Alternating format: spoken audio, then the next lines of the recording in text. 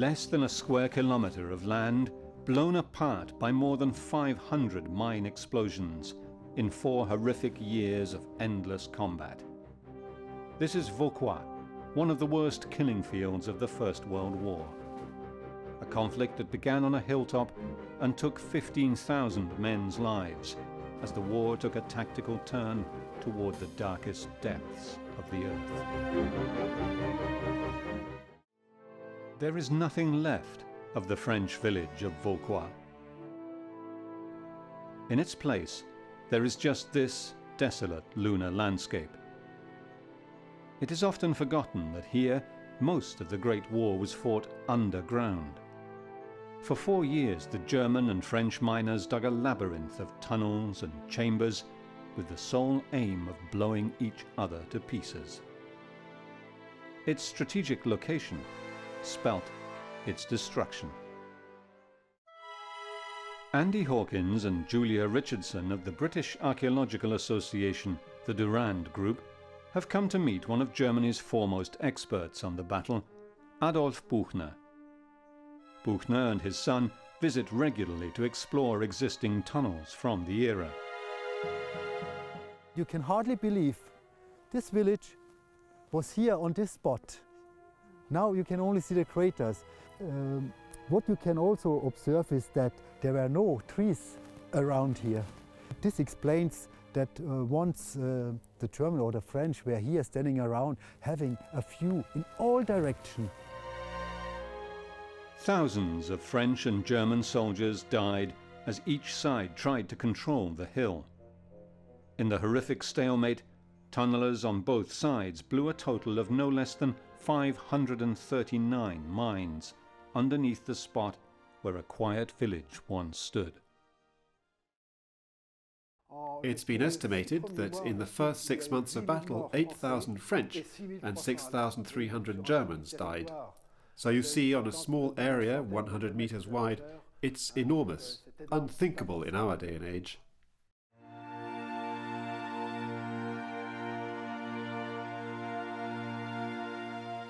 The first real mine warfare explosion was done on 13th of May 1915. Right. There were 2 German explosions and 1 French one. Okay. And from that the mine warfare started really. Until the last explosion was a German one. It was on the 9th of April 1918. Adolf Buchner has privately published the diary of one of the protagonists of this battle, Herman Hoppe, a German pioneer specialized in siege warfare, tunneling and explosives. Und ja, darin spielt der Herman Hoppe also die Hauptrolle, klar, das ist sein Tag. It is interesting because it gives us a glimpse of the life of the sapper, and it shows the differences between the lives of a sapper and a sapper engineer and an infantryman. Ingenieurskorps und der Infanterie. In August 1914, Germany invaded France in a wide, enveloping movement through neutral Belgium.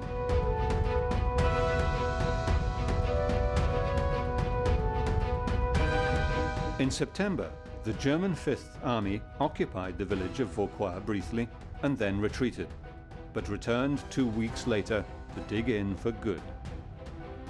The hill was a key position from which 2 important valleys and a vital railway line could be controlled. We find out that Herman Hoppe had a brother-in-law, Willy Fischer. The brother-in-law drew a postcard of his own of Vauquois in 1915.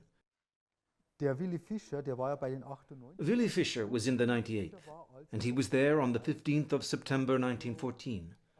Then they withdrew from Vauquois, and he was with the last troops to leave Vauquois, and the village was practically intact.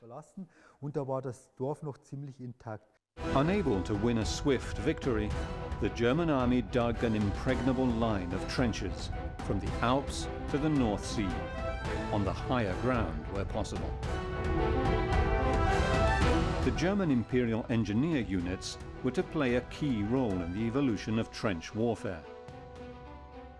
Adolf Buchner met with Dieter Storz, the great war expert of the Military Museum at Ingolstadt in Bavaria, to have his views of how tunnel warfare evolved.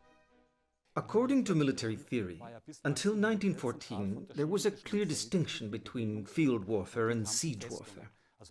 All the European states had reinforced their frontiers with more or less heavy fortifications. Certainly, they were very different forms of combat. When the front stabilized, they introduced this specialized form of siege warfare, which all of a sudden became a normal form of combat. Many weapons and many combat methods that were typical of siege warfare became daily routine in trench warfare. Mine warfare was amongst these. Balloon warfare should also be mentioned. In the decades before the war, the German Imperial Army embraced modern military technology like no other army in Europe. The machine gun used the recoil of each shot to load another round, making it a super rapid-fire killing weapon. Hydraulics, rifling, and new high explosives made modern artillery faster firing and more lethal than ever before. Germany had the advantage of a very strong heavy artillery that they had developed before the war. A heavy mobile field artillery that the French did not have in such quantity. The British had artillery that was structured similarly to the German, but in smaller quantities. German engineers like Herman Hoppe adapted the cellars of the original houses that once stood in the village into bunkers, redoubts, and machine gun posts. Cement and steel were brought up from the rear to make them solid and resistant to French attacks. They built trenches on the southern flank of the hill. The firepower at the defenders' disposal was simply unbeatable. The first company of the 30th Pioneer Battalion arrived in Vauquois because the French were preparing tunnels. So the company turned up in Vauquois on the 7th of January 1915. Die Kompanie auf Vauquois erschien war der 7. Januar 1915. The French were determined to recapture the hill, with its view over strategic road and rail routes between Paris and Verdun. In December 1914, whole French infantry regiments made massed frontal charges against it. A month later, the French had regained a precarious hold of the bottom of the hill. In February 1915, the attacks by the French redoubled. Decimated by shrapnel from German artillery, the infantry conquered the German second-line trench, just 20 meters further up.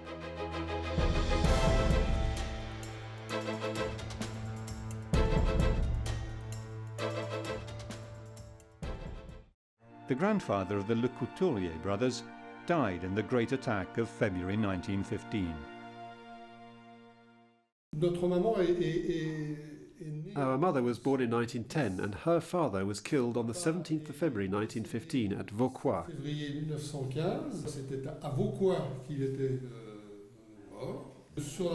On the single day of the 17th of February 1915, more than 1,000 soldiers died on the hill of Vauquois. The French had prepared 6 tunnels and wanted to blow up these 6 tunnels at the beginning of the attack. So the sappers had to dig counter-tunnels, and on the 7th of January, the first countermine blew that caused little damage. In any case, the attack of the 17th of February 1915 arrived, and of these 6 mines, only 2 blew. They didn't do much damage, but enough to allow combat to reach the village. By March 1915, the French were consolidating a position in the village. 8,000 French soldiers had been killed. 6,000 Germans had died in the counterattacks. During the March 1915 battle that raged on the summit of the hill, the Germans employed a new, terrifying weapon, the Flamethrowers. Das Interessante an der Waffe der Flammenwerfer ist, dass sie zunächst bedient worden ist von Leuten, die aus der Feuerwehr kamen.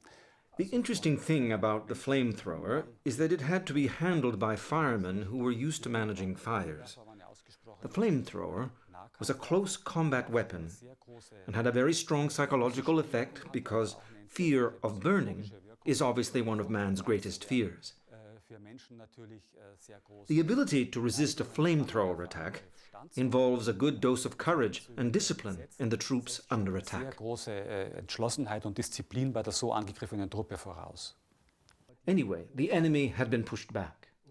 Then the next attack came, on the 28th of February. And this was without mines or mine preparation, but the sappers were on the spot and had to take care of finding shelter for the troops. There were a lot of people in Vauquois, 2 battalions, and they had to try to stay on the hill. The French had intensified their attacks and had prepared even heavier artillery, firing shells up to 27 centimeters, very big shells. And when they exploded, they made craters 8 meters in diameter and 5 meters deep, so obviously they tried to dig even deeper. The village was reduced to rubble. The gardens and woodland that surrounded it were now just one of the thousands of killing fields of the Western Front, but with a difference. The strategic hill of Vauquois was a perfect observation point for French and German artillery in the battles that raged around the fortress city of Verdun during the First World War. French infantry conquered half of the hill in March 1915, with an enormous loss of life. But a deadly standoff in the high street of the village triggered a whole new phase of the battle. The greatest losses at Vauquois were suffered during the assaults up to March 1915. During these assaults, up to 1,000 soldiers were put out of action, killed or wounded. The mine war that followed for the next 3 years didn't cause many victims. Many by our standards, and we're talking about 800 dead in those 3 years, both French and German. So you see, compared with the day of French or German attacks in 1915, it's significantly less. What is certain is that, for example, the 1st Company of the P-30 Battalion lost 69 men, together with the infantry, in the period between the 7th of January 1915 and the date they had to leave for the other front, that's to say, the 9th of April 1918. In that period, they lost 69 men, of which 57 died, and of which 9 died from gas poisoning. Nowhere else along the 1,000-kilometer Western Front did the war literally go underground. Over the 4 years of the war, the French and Germans exploded hundreds of mines in a bitter attempt to prevent each other from dominating the hill.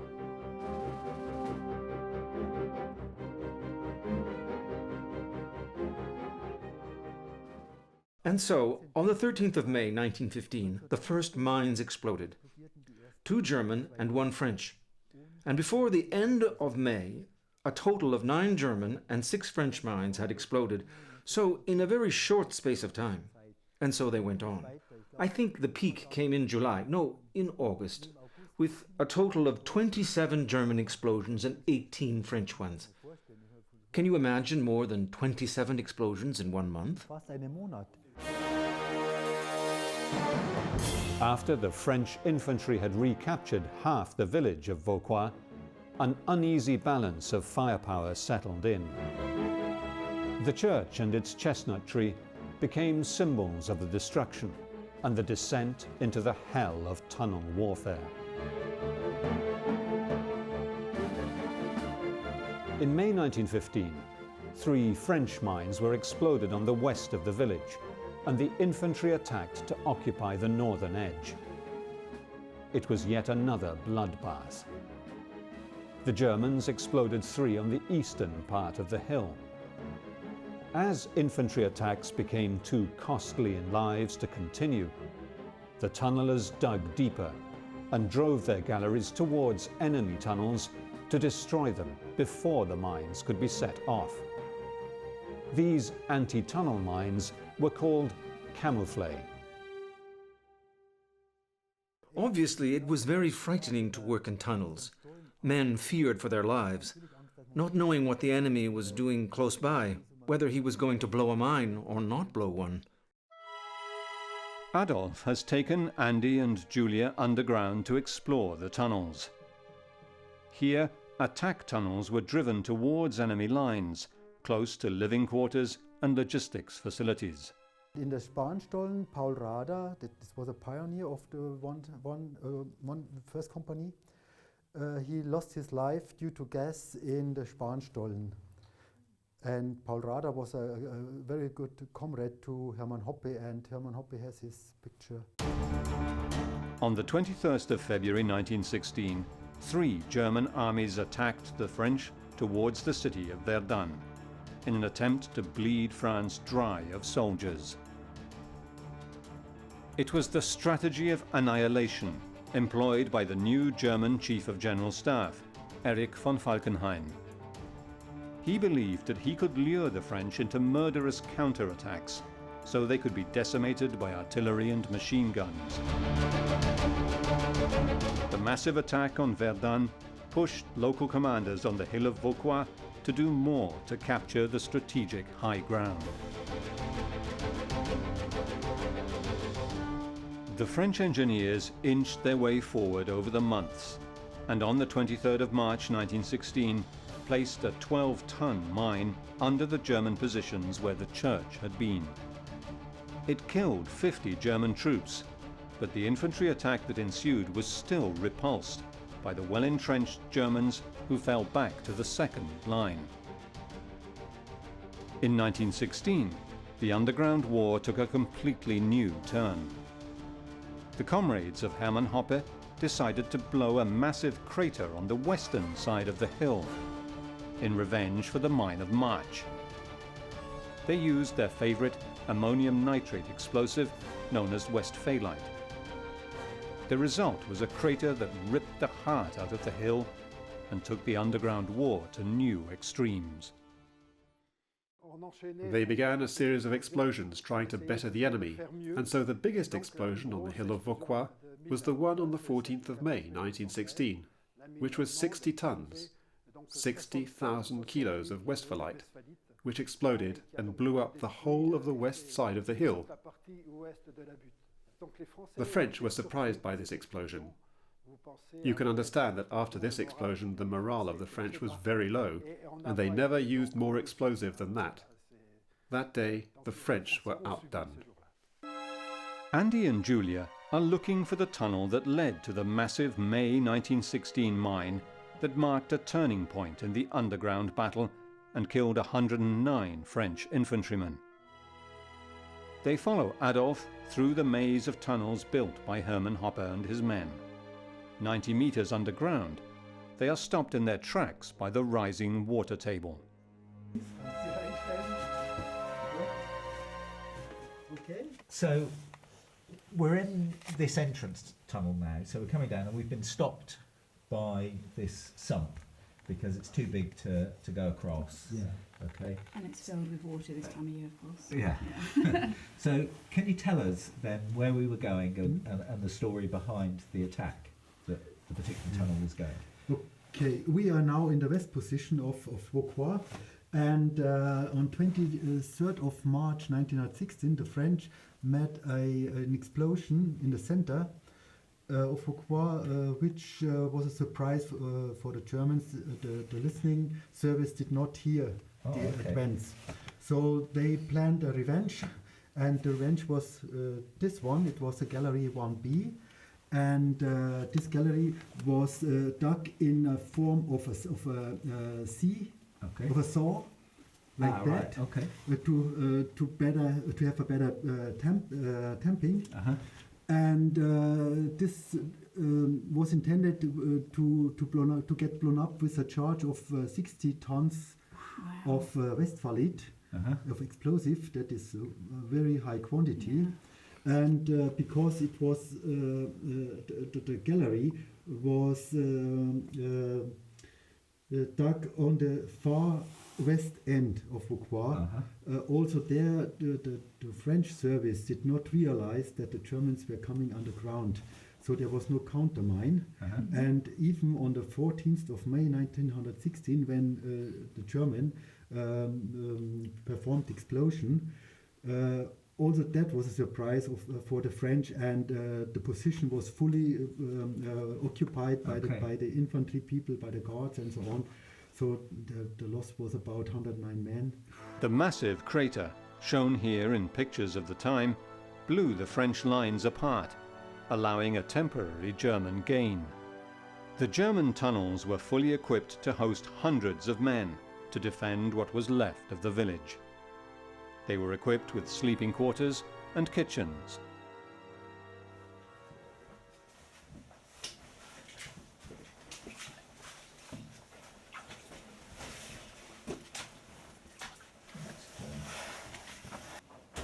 There are beds, you know beds?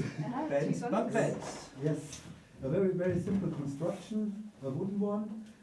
We have also seen constructions with this iron, the Schumann-Eisen. With the holes, interlocking holes. With the interlocking holes, and you can very easily construct such a bed. It's not stable like that, it's more moving. I imagine that would shake a fair bit as Yes, well. yes. Once you are started shaped by wave, by shock wave from the explosion, then I mean... It was exaggerated. A garrison of 1,000 German soldiers lived here, mostly underground in a well-designed and protected area. Hygiene was basic. Lice, fleas and rats infested their bedding and food. Nearby were the kitchens, where the soldiers would come to eat in one of the day's fleeting human moments. Adolf personally excavated what seems to be a kitchen facility close to the attack tunnel. People passed here to receive their plates. Yes? Just for the steam as it's cooking out the back. Oh, don't tell me that. I don't know what that I'm not spoiler a cook. was. But presumably you'd have something covering on the top. Is the interesting thing is I found a photograph of exactly this room. Oh, right. With Okay. this With table this inside, and we have reconstructed that Okay. again in line with this photograph. And it's a very good photograph. You see two kitchen people, personnel. The chefs. Yes, but they had a plate where you had the inscription von wegen Aushungern. And von wegen Aushungern. We are not hungry. Oh, And this was to show that the blockage, the British blockage, is not Wasn't working. Blockade, yeah. The blockade. A couple of bits of graffiti. And when we have graffiti, it suggests that it's an area where people aren't just passing through, so it's not just a passing section. This badge, actually, it's a shield, Yeah. 1917, dated. And you recognise the badge there? Yes, the colors could be the blue, white blue could be the variant one. This part of the position.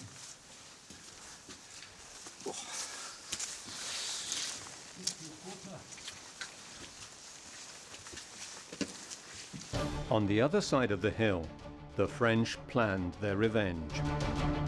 Starting from their rear line, they brought in a light railway to bring out debris and dug even deeper under German trenches. The Germans and French raced to go deeper to attack each other's tunnels and blow each other's trenches.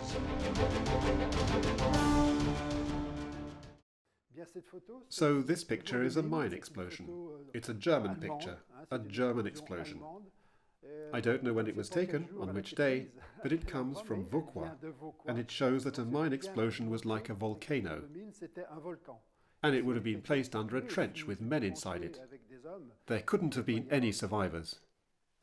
This map of the trench lines of the French and German sides of the hill indicates how much better the German redoubts were supplied and defended.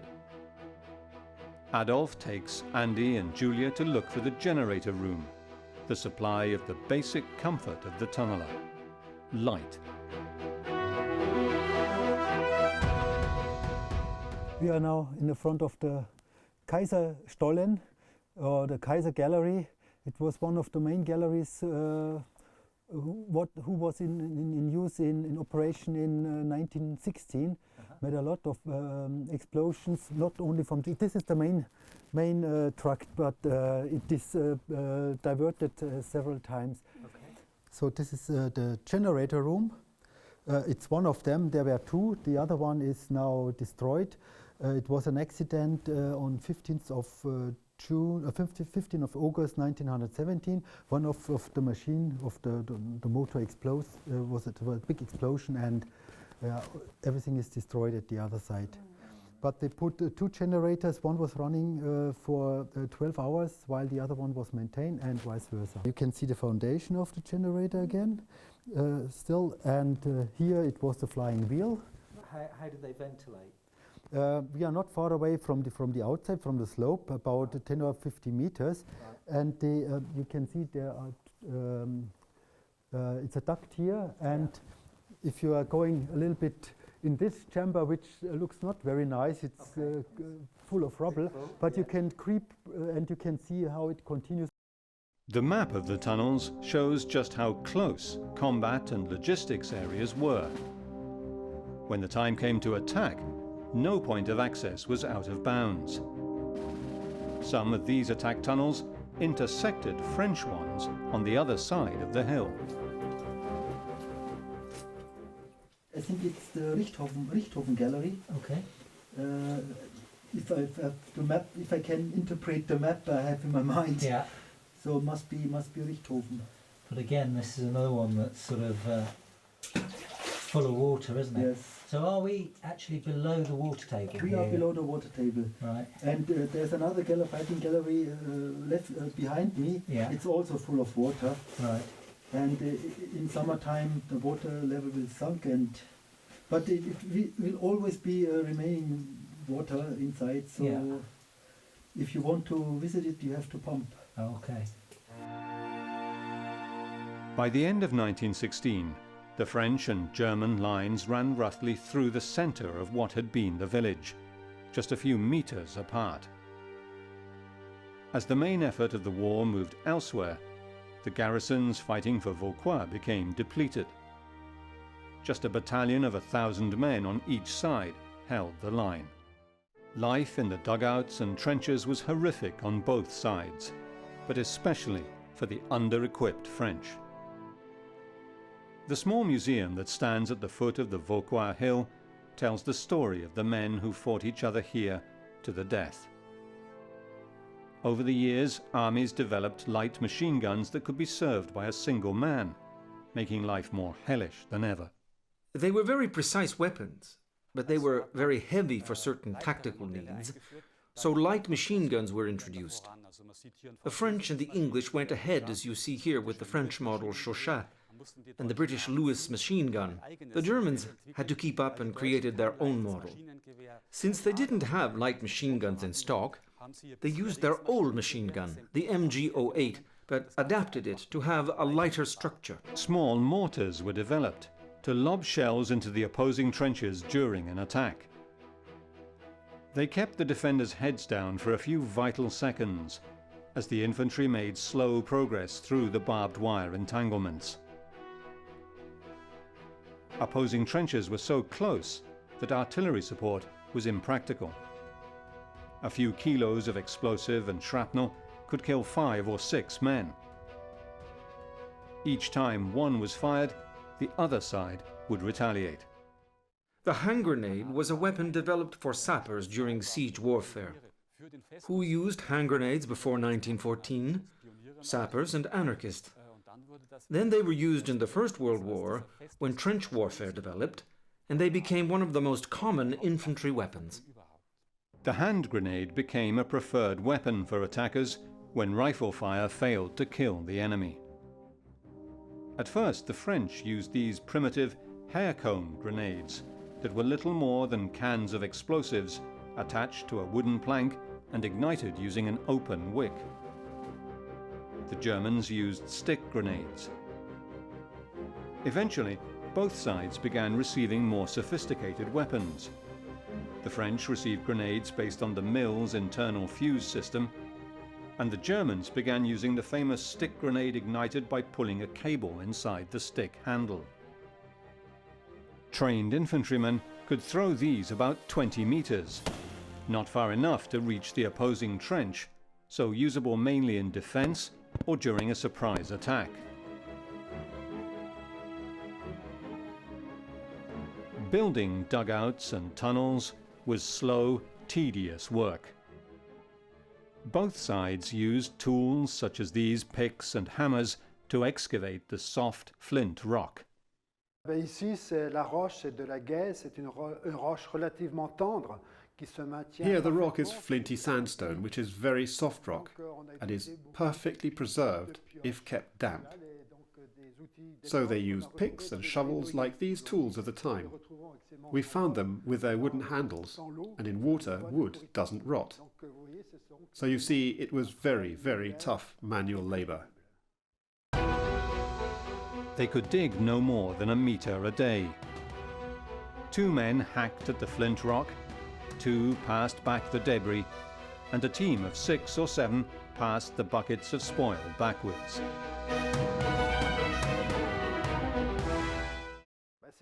These tunnels were very small for the simple reason that the more you dig, the more materials you have to take out. So they dig the least possible, on both sides, on the German side and on the French. An attack tunnel was on average 70 centimetres wide and 1 metre high, so you see you couldn't even stand up inside. Over the months, the French and German miners developed primitive systems for detecting enemy digging, such as pans of water, which would make ripples with even the smallest vibration. Counter-mining became as important as mining. This meant digging towards the enemy tunnels and, if possible, destroying them with small explosive charges, called camouflage. The mining war became more and more sophisticated as the war dragged on. One key instrument developed to detect enemy activity was this, a form of stethoscope for listening to the earth, called a geophone. It amplified the echoes made by iron against rock and warned the tunnellers that their enemy was near. It was very important, essential. Using this listening system, at the end of the war they knew where the enemy was and what he was doing. So using these listening devices, they would take their tunnels under the enemy trench or enemy attack tunnel. Then they'd lay explosive charges and blow them up and destroy them like that. This French tunnel starts in the second line trench and extends under the German front line, and has several lateral listening tunnels to allow engineers to precisely locate enemy activity. There was a listening post every 50 meters. Once the location of the enemy was identified, action had to be taken. Mainly, this consisted in driving a small tunnel towards the source of the sound and packing the new chamber with a small explosive charge.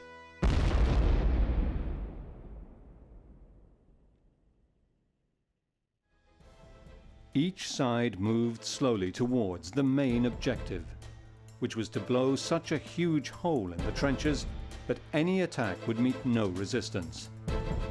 It was a deadly game of cat and mouse. As the year of the bloodbaths of Verdun and the Somme drew to a close, the commanders on Vauquois Hill began studying some radical new solutions. They began digging deeper than ever before, in a race to the lowest part of the hill. Their goal was simply to raise all 120 meters of hill to ground level. If neither side could have it, no one would. By early 1917, 2 years after the French infantry had conquered the hill of Vauquois with such heavy loss of life, the commanders began the deepest mines of the whole campaign. This diagonal shaft is one of 3 that went 40 meters into the earth. The French were planning to place 140 tons of explosive in their deepest mines and simply blow the whole hill to pieces. The Germans too were digging in the relative safety of their concrete bunkers. Their plan was to go even deeper. 3 100-meter shafts began inching their way to the bowels of the earth.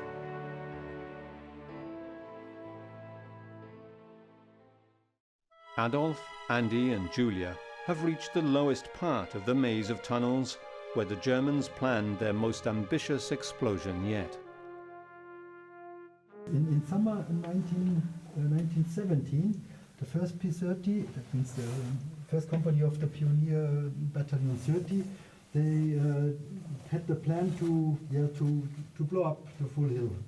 And they started to dig three tunnels down to a level of 9,900 meters. And they calculated a charge which was 280,000 tons per gallery. That means 840 tons. 840 tons for all the three one. They applied. They had to apply for the ammunition for the explosive. And somebody said, "What do you need? 140 tons of explosive? Look, we would like to make an offensive in spring 18. We need all what we have." And you, with your mine warfare, bring it to an end, stop it with this bloody thing. And you Pioneer, your company, you will leave this sector as quick as possible and go to the western part, to the western front. Right, okay. So this was more or less the hint, or the end of the work duration of the P-30, because in April they had to move. Maybe because of that, but it didn't get the explosive, so it were never blown up. Okay. The gallery were not feeding through the French line. It were dug like that, Right. and it turned again. Okay. And it was more or less in their own position. They wanted to blow up their own position. But at least that way they knew it wasn't going to be countermined. Yeah. And even the French had in mind such an explosion with three mines already in March, but it was only a project. It was never realized. But Right. the German, they finalized the tunnels at least. As the diggers carved through the rock, life on the surface was equally harsh. Was natürlich The worst thing for the infantry was sitting in a position and knowing that at any time it could be blown into the air. dass man unterminiert war und dass man jederzeit in die Luft fliegen konnte. Dead bodies often remained exposed for days, stuck in the mud or barbed wire, and rotted in front of their comrades in arms. They also attracted rats that came to infest the trenches and dugouts where men tried to find some rest between skirmishes. Das ist ein anderer psychischer Moment, während wenn du eingesperrt bist in Angst. From a psychological standpoint, it is different knowing that you are closed in a small tunnel where you can barely move. You can't go back. You want to turn back, but you are cut off because an underground mine has exploded, so you're trapped. You can only think to yourself how you are going to die, because of gas, or by running out of oxygen, or of thirst, or by drowning because water comes up. Also die Möglichkeit zu sterben war so vielfältig. The French and Germans continued exploding mines at a regular pace, although both sides knew that neither had the manpower to capture the other side of the hill. Now mine shafts collapsed not only because of camouflage, but simply the fragile structure of the rock. Wusste ja auch, welche Gefahren drohten, auch selbst wenn man nicht durch eine Sprengung ums Leben kam. As soon as you got into a tunnel, there was the possibility that after an explosion there might be gas in the tunnel where you were working, leading to carbon monoxide poisoning. And at that point, you're done for. Dead. So Kohlenmonoxidvergiftung, du bist halt einfach weg gewesen und warst dann tot. By 1917, the commanders on the surface had come to a gentleman's agreement. There would be no explosions after 7 a.m., and mortars and grenades would be launched only after 5 p.m. In one friendly incident at Christmas 1916, German and French miners sang to each other through the rock partition between them. Das ist ja öfters passiert und das war natürlich immer. It was always very sad when you lost a colleague or a comrade, such as Paul Rader, who was one of his very best friends, who was killed by gas in a tunnel. Herman Hoppe suffered a lot. By mid-1917, the French realized that they would never have the manpower to dig so deep. A mutiny in the French army had drastically reduced its fighting effectiveness, and by then the strategic importance of Vauquois had disappeared.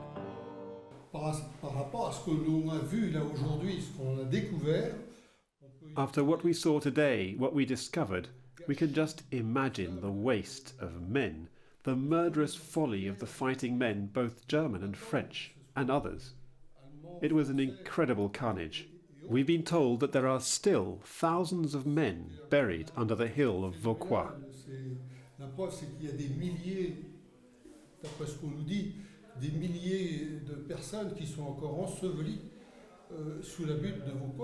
The Germans continued digging until March 1918, when they too abandoned their plan to totally destroy the hill.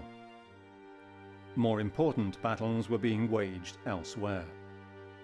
The hill of Vauquois was part of a wider front in the Argonne forest. Adolf Buchner and members of the Argonne Wald Association have explored the tunnels built by French and Germans alike. Tunnel warfare here became just one more way of attacking the enemy when frontal assaults proved suicidal. The complexity and efficiency of the German underground campaigns was second to none. By the end of 1917, as the German and Austrian empires benefited from peace with Russia, their commanders planned a breakthrough in the west. The German April 1918 offensive on the Western Front nearly reached Paris once again. Italian troops sent to replace the French at Vauquois were ordered to blow up the entrances to the tunnels and retreat. By the end of April, it was clear the offensive had failed, and now that the United States had entered the war, the fate of Germany and Austria was sealed. Between June and September 1918, 1 million American troops landed on French soil and were ready to attack the weakened German lines. A renewed artillery barrage against the hill of Vauquois was the prelude to a massive American attack. Thousands of young Americans died on the hill as the hardened Imperial Guard garrison fought off the assault. It was yet another pointless bloodbath. The men who survived Vauquois had endured the horrors of modern warfare, trapped between the firepower of terrifying new weapons above ground and massive mines in the earth below. It is thanks to their letters, diaries, photographs, and the memories handed down to the younger generations that today the whole horrific story of the Great Underground War can finally be told.